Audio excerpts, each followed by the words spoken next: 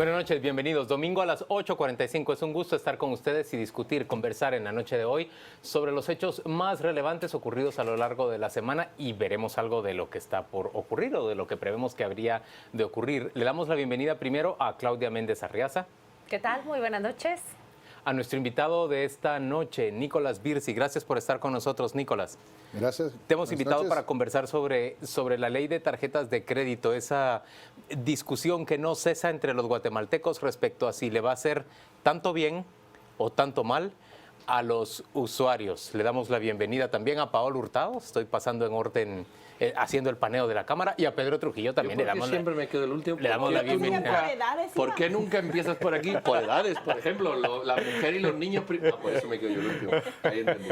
Los primeros serán los... No, Bueno, los últimos serán los primeros. Bienvenidos a todos. Yo que ya hablé demasiado, le voy a hacer la primera pregunta a Claudia Méndez, que arranque ella con Nicolás.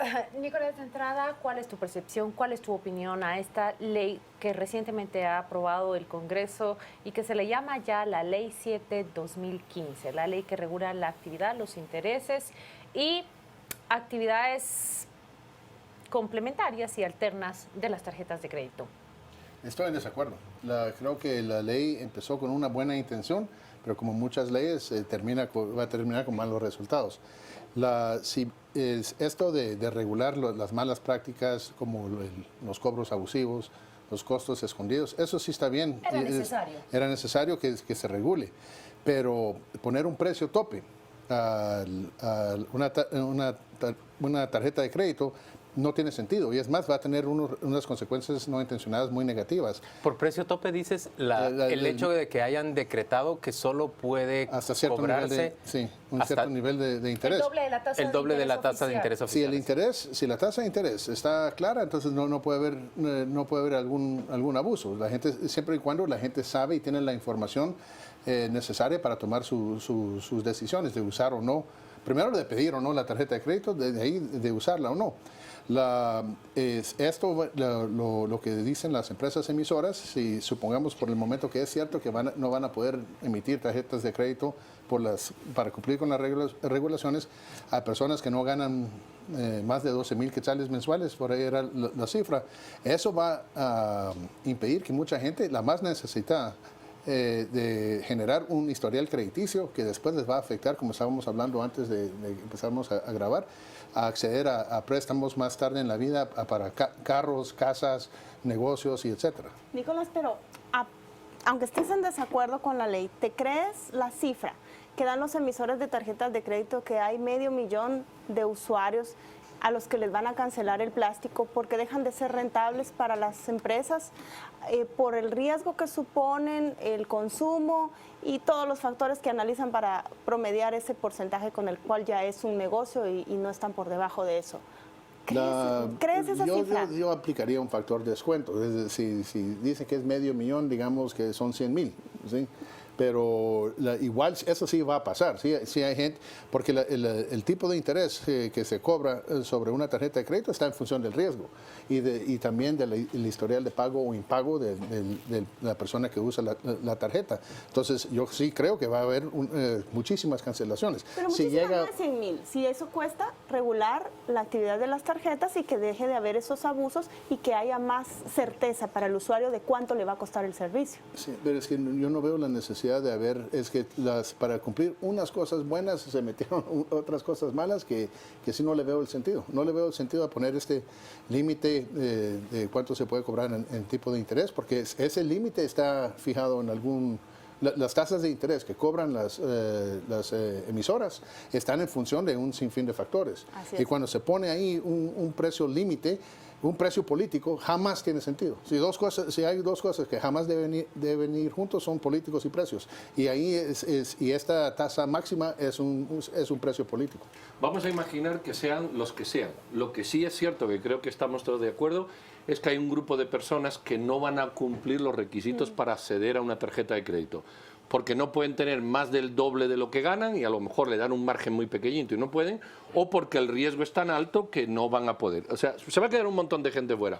La usura, los prestamistas en un país donde te matan por un celular donde no está regulado y donde los prestamistas y los usureros en este país ya han demostrado de lo que son capaces. ¿Cómo balanceamos ese grupo de gente y los usureros? Es decir, va a salir un mercado informal. Los usureros no son las emisoras. Los usureros están muy contentos con esta ley, porque ahora mucha gente que, precisamente los que les van a cancelar la tarjeta de crédito o los que ya no van a poder acceder, se van a pasar a la informalidad. ¿Sí? Y ahí las tasas de interés son hasta 10% por la semana, si no al día. ¿Sí? No hay tasa de interés más alta de la que se cobra en el mercado central cuando se presta ahí. Nicolás, se discute mucho sobre la usura. ¿Qué es exactamente la usura? ¿Cuándo debo sentir yo que ya están actuando como usureros frente a mí?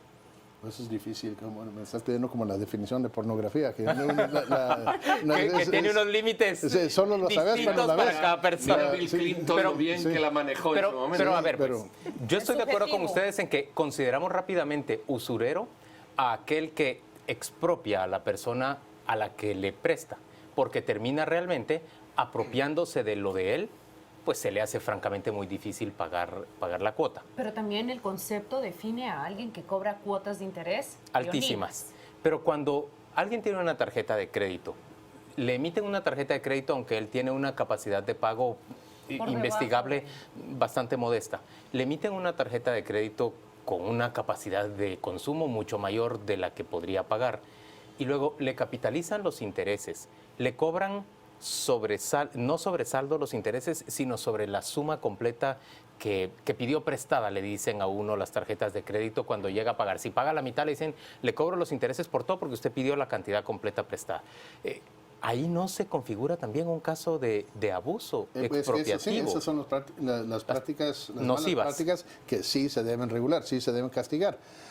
Yo no tengo problema con eso, pero como dije, hay unos cuantos elementos muy malos en la ley que para mí me genera rechazo. Además del el tope a la tasa de interés, ¿qué otra cosa te genera rechazo? Bueno, es el límite de crédito limitado a dos sueldos veces tu mensuales. salario. Sí, eso es ridículo, me parece absurdo. ¿Qué puede ocurrir en una economía informal como la guatemalteca, donde se habla entre un 60 y hasta un 70 de 75%. personas o 75% en economía informal, cuando a ti te dicen, mire, le voy a dar el doble de su salario, y resulta que el 75% de la población No tiene un salario. no tiene un salario?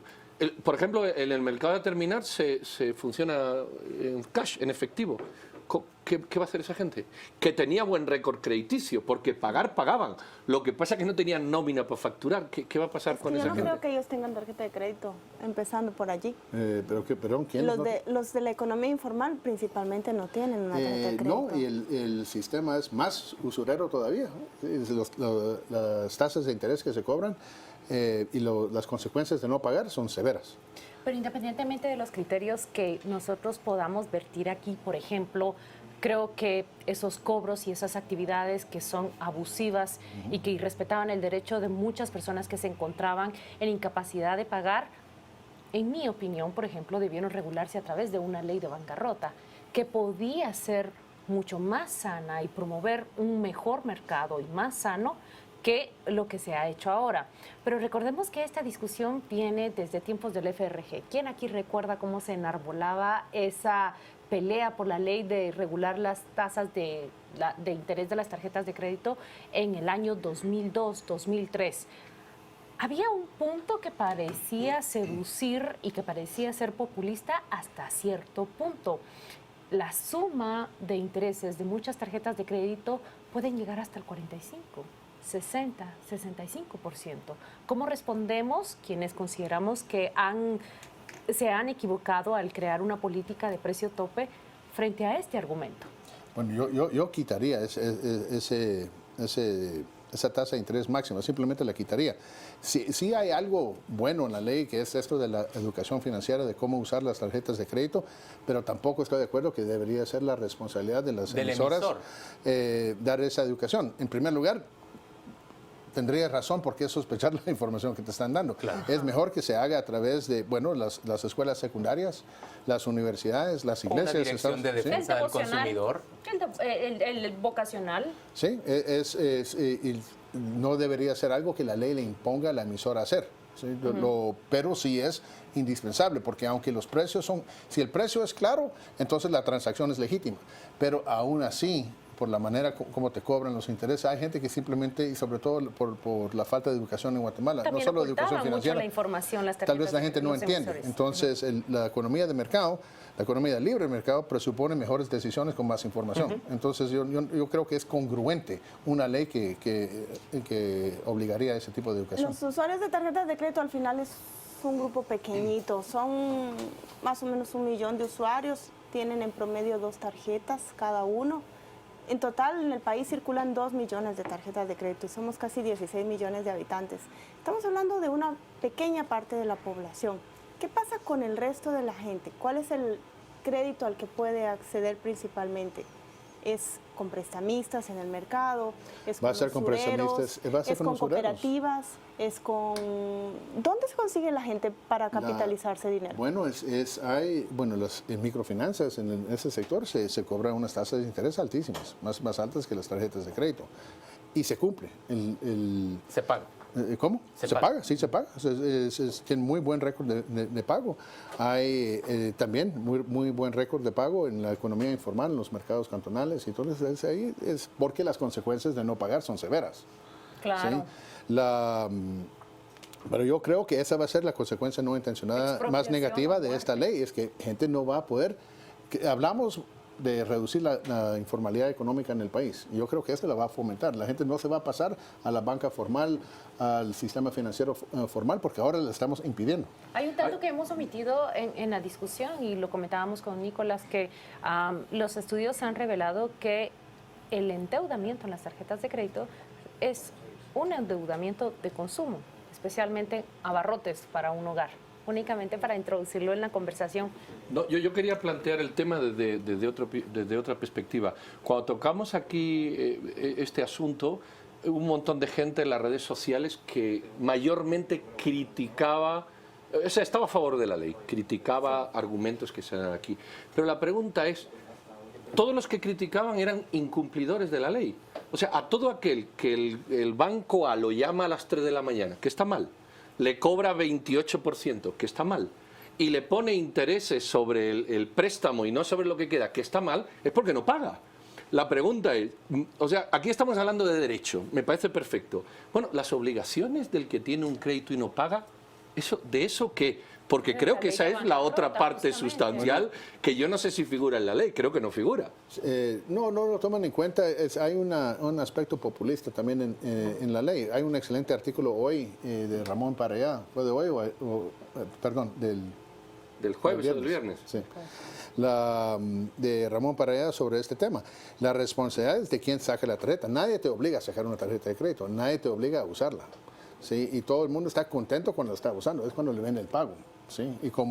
Y la gente ya pero porque tú incumples la parte del Pero es contrato. una decisión libre que toma la persona. Debería de atenerse a las consecuencias de esas obligaciones que libremente tomó. Yo estoy de acuerdo. Yo estoy de Nicolás, acuerdo con que las personas tenemos una responsabilidad individual, Sí. pero creo que el Estado también tiene una responsabilidad y la responsabilidad del Estado es exigirle a la persona que brinda un servicio que sea transparente Sí. y que me diga exactamente qué servicio me está dando, que no me engañe, porque en realidad lo engañan a uno cuando le cobran pues costos ocultos, cuando te hacen, por ejemplo, pagar membresías o te hacen pagar seguros que no habrías contratado de una manera libre. Entonces, yo pienso que también es una responsabilidad que debe compartirse, no solo en el individuo, sino también con los entes que regulan esta actividad financiera. Yo estoy de acuerdo con eso. Sí, el mismo Hayek hacía la distinción entre regulación e intervención. Y regulación es simplemente marcar las reglas claras. Y si las reglas son claras, si la gente toma las decisiones, la responsabilidad es de uno.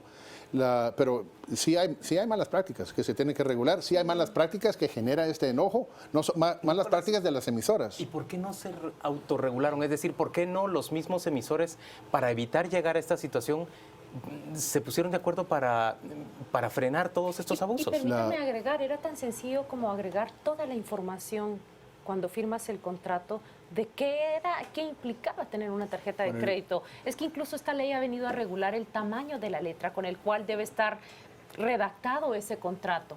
Así es. Sí, debería haber un límite de las cosas tontas que pueden hacer los políticos. Eso no sé por qué se metieron a regular el tamaño de la letra, el tipo de fuente y todo lo que se usa. Pero es que las malas prácticas no solo van en costos escondidos. También, por ejemplo, en mi caso, me ofrecen tarjeta de crédito sin cobro, sin membresía, y después al año Te cobran la membresía. te cobran, no te avisan, y tú tienes que llamar para que te quiten el cobro. Hay que hacer una solicitud cada año para decir, no, ustedes me ofrecieron que no me cobran. Pero esas en teoría quedan eliminadas. Donde yo discrepo contigo es cuando tú dices que no había que ponerle un tope. Pero mucha gente no sabe de cuánto es el interés de su tarjeta de crédito simplemente porque no está en ningún lado y la letra pequeña de un contrato que perdió hace 5 años ya no existe. Y ahora te dicen, tiene usted que publicitar claramente su tasa y nadie le va a poder cobrar a usted 120% sobre intereses vencidos acumulados. Es que son dos cosas. Si yo estoy entre más información, mejor. Pero es si la información con lo que yo creo que ellos pecaban en buscar esos recovecos donde la gente sabía, pero no sabía. Y al ponerle un tope también impides que la gente quede endeudada 10 años pagando un crédito de consumo. Estoy de acuerdo. No conozco si el 26% máximo, que sería ahorita lo que aplicaría, es el punto donde es rentable y los usuarios consigan un buen servicio, ¿no? Un buen beneficio. Pero yo creo que sí era necesario ponerle un tope. Es que se iban hasta el último extremo, Nicolás. Llegaban a esos niveles de usura que no logramos determinar dónde empiezan. Pero esos niveles de interés solo se pagan si uno incumple con el trato original. Sí debería estar muy claro hasta dónde es que se puede llegar. Pagas pero el 45% sobre la cantidad original. Entre más con información mejor. Transparencia. Pero qué casualidad que el precio tope aquí o la tasa tope es exactamente 2 veces la tasa de referencia del Banco de Guatemala. Nicolás, tenemos que cerrar ya esta conversación, pero 2 preguntas que respondes muy rápido. ¿Tu previsión es que el presidente sancione esta ley o que la vete? Y la segunda pregunta es, ¿crees que cuenta con inconstitucionalidades que puedan ser recurridas ante la CC? Yo creo que, yo creo que el presidente no tengo mayor información, pero no veo por qué él vetaría esta ley. Y de tu segunda pregunta, no sé. Bueno, gracias Nicolás por acompañarnos a las 8:45.